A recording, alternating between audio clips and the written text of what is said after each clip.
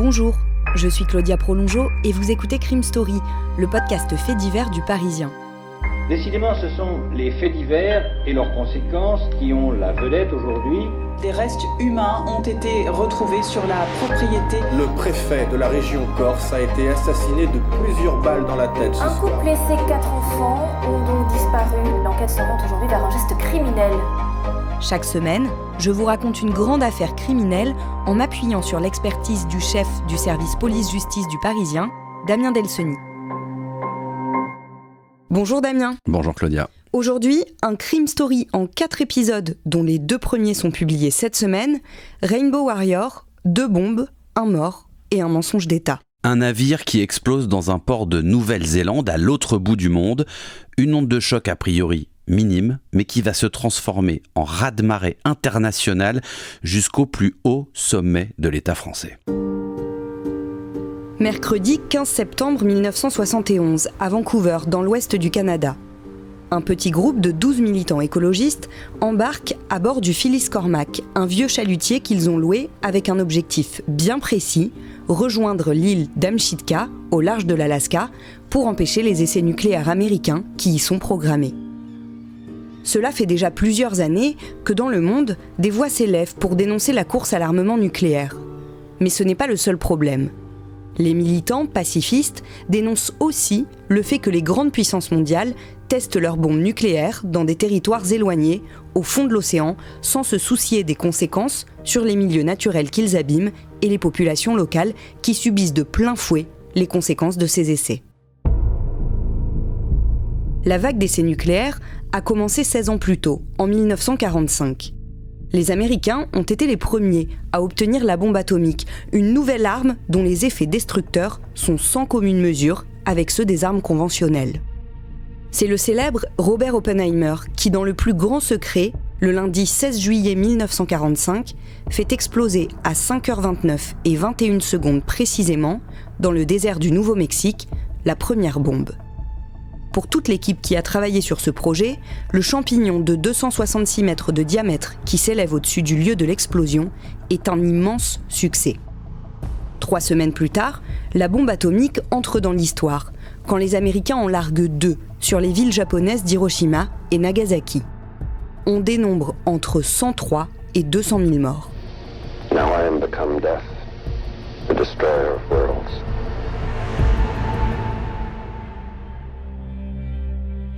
Les années qui suivent, d'autres puissances développent la bombe nucléaire. Le Royaume-Uni, la Russie, la France, la Chine. Les pays s'engagent à ne pas l'utiliser, mais ils continuent la recherche et les essais dans un but dissuasif, disent-ils. Pour les militants du chalutier Phyllis Cormac, ces promesses ne suffisent pas. Si on veut mettre un terme à l'escalade nucléaire, il faut que les États cessent la recherche sur ce type d'armes. L'équipage prend la direction d'Amchitka avec pour ambition de se placer au centre de la zone d'essai. Ils imaginent que s'ils y arrivent, les Américains ne prendront pas le risque d'attenter à des vies humaines et arrêteront les essais. En réalité, le bateau est vite intercepté par la marine américaine avant même d'approcher le site. L'opération n'ira pas plus loin, mais l'attention de l'opinion publique est gagnée. La tentative des militants est relatée dans la presse du monde entier. L'opinion publique se prend d'affection pour ces jeunes qui croient plus que tout à la paix. En 1972, sous la pression massive du public, les États-Unis annoncent la fin des essais nucléaires à Amchitka. Damien, les militants de l'expédition cherchent alors un nom évocateur et en lien avec les problématiques qu'ils défendent, l'environnement et le pacifisme. Ce nom, ce sera Greenpeace. Qu'on peut traduire par paix verte, et c'est comme ça que va naître la célèbre ONG. L'idée des militants, c'est de créer ce qu'ils appellent des mind bombs, des bombes mentales. C'est un des principes fondamentaux de Greenpeace, un des principes fondateurs, créer des images marquantes qui restent ancrées dans l'imaginaire collectif. En quelque sorte, ils inventent le buzz avant que le mot buzz n'existe, et le but c'est que ça change la perception des gens sur un certain nombre de sujets. En gros, il faut que quand on pense aux essais nucléaires, on pense à Greenpeace. Et c'est ce qui se passe. En 71, Greenpeace, c'est seulement 12 activistes. Un an plus tard, c'est déjà 3500 personnes qui ont rallié l'organisation. Alors, ça reste cantonné dans un premier temps à la ville de Vancouver et à l'ouest du Canada. Et évidemment, les militants, eux, ce qu'ils veulent, c'est qu'on les connaisse bien au-delà dans le monde entier. Un des fondateurs de Greenpeace raconte alors qu'un jour, un journaliste canadien lui dit « Vous êtes juste des anti-américains, vous ne feriez pas la même chose contre des Français ». Alors pourquoi il lui dit ça ? Parce qu'à ce moment-là, la France, elle aussi, réalise de nombreux essais nucléaires. Elle a commencé d'abord dans le sud de l'Algérie, dans le désert du Sahara, puis, à partir de 1968, sur l'archipel de Mururoa, en Polynésie française. La France, de son côté, certifie, elle confirme qu'elle fait bien ses essais, évidemment, mais elle certifie qu'il n'y a aucun risque pour les populations des autres îles de l'archipel. On apprendra des dizaines d'années plus tard que ce n'est pas le cas. Oui, en tout cas, il y a eu des études, notamment à partir de la déclassification d'un certain nombre de documents en 2013, qui vont démontrer une corrélation, alors certes faible, mais statistiquement significative entre la dose de radiation dans ces zones et les cancers thyroïdiens les plus invasifs, ceux qui nécessitent un traitement. Au début des années 70, ces informations, elles sont classifiées, c'est-à-dire qu'elles ne sont pas disponibles au public, elles sont protégées par le secret défense, mais Greenpeace, lui, est convaincu que ces essais menés par la France en Polynésie représentent un danger pour la santé, entre autres, et donc ils vont décider, après avoir ciblé les Américains, ils vont choisir de cibler les Français. Entre-temps, Greenpeace a grossi. David McTaggart, un Canadien exilé en Nouvelle-Zélande qui deviendra le premier président de Greenpeace International, met son bateau à disposition de l'association. C'est un voilier de 12,6 mètres, baptisé le Vega. Renommé Greenpeace 3 pour l'occasion, le navire prend le large à destination de Mururoa, en Polynésie française. En 1973, alors qu'il navigue dans le sud de l'océan Pacifique, le bateau est intercepté par la marine française qui veut vérifier sa cargaison et ses passagers. David McTaggart ressort de ce contrôle salement amoché. Il a visiblement été violemment frappé au visage et il mettra 10 jours à retrouver la vue. L'armée française nie tout acte de violence, assure qu'elle n'est pas intervenue et que les membres de Greenpeace ont quitté la zone des essais de leur plein gré. Une activiste, présente pendant l'intervention de l'armée, a pris des photos qui prouvent le contraire. Afin d'être certaine qu'on ne lui prendra pas, elle cache la pellicule dans son vagin. Une fois relâchée par les militaires, elle fait publier les clichés dans la presse. Elle confirme cette version de l'histoire elle-même dans un documentaire diffusé sur Canal+. Sur les photos, on voit très distinctement les militaires attraper David McTaggart et le frapper. La version de la France s'effondre et la popularité de Greenpeace décolle. Les essais nucléaires dans l'atmosphère à Mururoa sont stoppés l'année suivante pour laisser place aux essais sous-marins. C'est un deuxième succès pour Greenpeace. Après cet épisode, le nombre de bénévoles explose, passant à 20 000 en seulement quelques semaines. Greenpeace reçoit un soutien populaire et financier inespéré. L'association devient internationale et plusieurs bureaux émergent en Amérique, dans le Pacifique et en Europe. Le bureau français, lui, ouvre en 1977. Et à la fin de cette même année, Greenpeace rachète pour 40 000 livres un chalutier de haute mer construit en 1955. Il est en mauvais état et nécessite 4 mois de travaux, dans lesquels les membres de Greenpeace sont prêts à se lancer. Le samedi 29 avril 1978, le Rainbow Warrior est mis en service.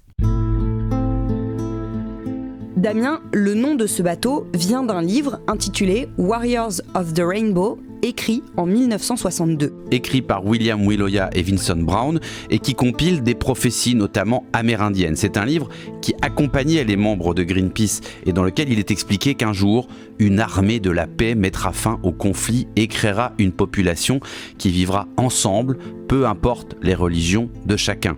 Cette armée pacifiste s'appelle les Warriors of the Rainbow, c'est-à-dire les guerriers de l'arc-en-ciel.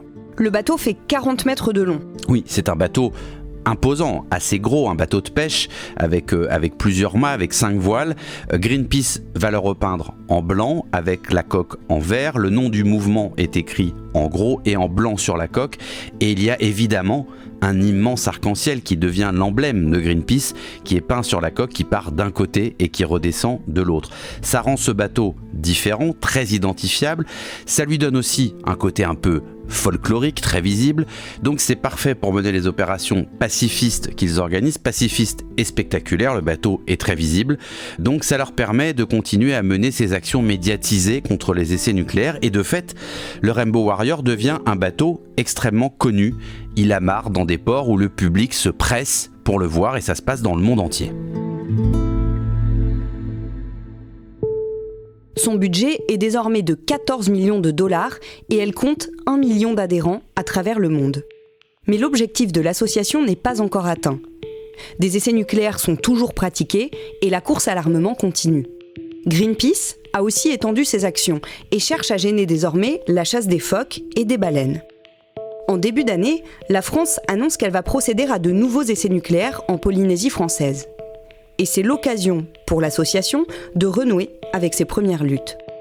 Au début de l'été, le bateau quitte Jacksonville, en Floride, avec 12 membres d'équipage à son bord, pour rejoindre les eaux du Pacifique. Début juillet, le Rainbow Warrior arrive en Nouvelle-Zélande, dans le port d'Auckland, le plus grand du pays. La Nouvelle-Zélande est un pays formellement hostile à l'usage du nucléaire. 2 ans plus tard, elle deviendra d'ailleurs le premier pays au monde à se déclarer territoire dénucléarisé et à renoncer unilatéralement à l'utilisation du nucléaire, civil comme militaire. Le Premier ministre de l'époque justifie ce choix. « Nous ne sommes pas une décharge industrielle, nous aimons respirer l'air frais de notre ciel non pollué et les armes nucléaires représentent le summum de tout ce qui doit finir à la poubelle. Gardez vos armes, on n'en veut pas. » Une philosophie qui séduit évidemment Greenpeace. Quand le navire amiral de l'association amarre à Auckland, l'accueil est on ne peut plus chaleureux.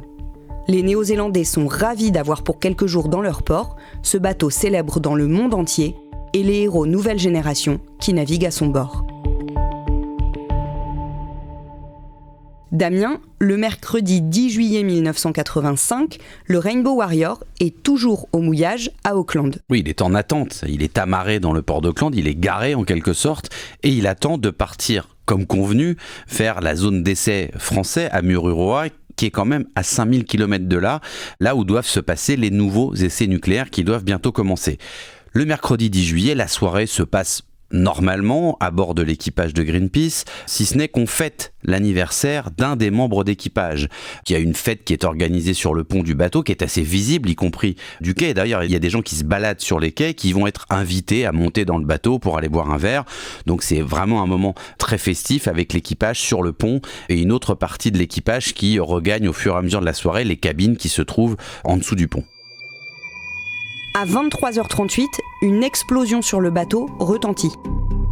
Oui, une très forte détonation qu'on entend évidemment sur le bateau, mais aussi tout autour, dans le port, y compris les vitres des immeubles qui vont trembler au moment de cette première explosion.